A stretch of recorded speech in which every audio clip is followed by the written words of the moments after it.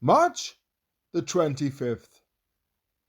Without faith, it is impossible to please God, because anyone who comes to him must believe that he exists and that he rewards those who earnestly seek him. Hebrews chapter 11 verse 6. We all need faith for desperate days, and the Bible is filled with accounts of such days. Its story is told with them, its songs are inspired by them, its prophecy deals with them, and its revelation has come through them. Desperate days are the stepping stones on the path of light. They seem to have been God's opportunity to provide our school of wisdom. Psalm 107 is filled with stories of God's lavish love. In every story of deliverance, it was humankind coming to the point of desperation that gave God his opportunity to act. Arriving at their wits' end, Psalm 107, verse 27, of desperation, was the beginning of God's power. Remember the promise made to a couple as good as dead, that their descendants would be as numerous as the stars in the sky and as countless as the sand on the seashore. Hebrews chapter 11 verse 12. Read once again the story of the Red Sea deliverance and the story of how the priests who carried the Ark of the Covenant of the Lord stood firm on dry ground in the middle of the Jordan. Joshua chapter 3 verse 17. Study once more the prayers of Asa, Jehoshaphat, and Hezekiah when they were severely troubled, not knowing what to do. Go over the history of Nehemiah, Daniel, Hosea, Habakkuk. Stand with awe in the darkness of Gethsemane and linger by the tomb in Joseph of Arimathea's garden through those difficult days.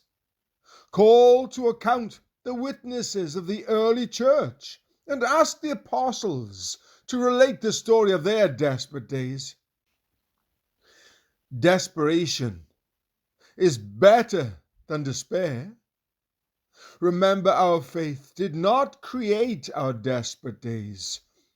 Faith's work is to sustain us through those days and to solve them. Yet the only alternative to desperate faith is despair.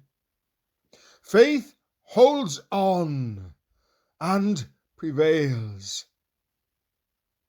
There's not a more heroic example of desperate faith than the story of the three Hebrew young men, Shadrach, Meshach, and Abednego. Their situation was desperate, but they bravely answered, "If we are thrown into the blazing furnace, the God we serve is able to save us from it, and he will rescue us from your hand, O king. But even if he does not, we want you to know, O king, that we will not serve your gods or worship the image of gold you have set up." Daniel chapter 3 verses 17 and 18. I especially like the words, "but even if he does not." Let me briefly mention the Garden of Gethsemane and ask you to ponder its nevertheless. If it be possible, nevertheless, nevertheless. Matthew chapter 26, verse 39. Our Lord's soul was overwhelmed by deep darkness. To trust meant experiencing anguish to the point of blood and darkness to the very depths of hell. Nevertheless, nevertheless.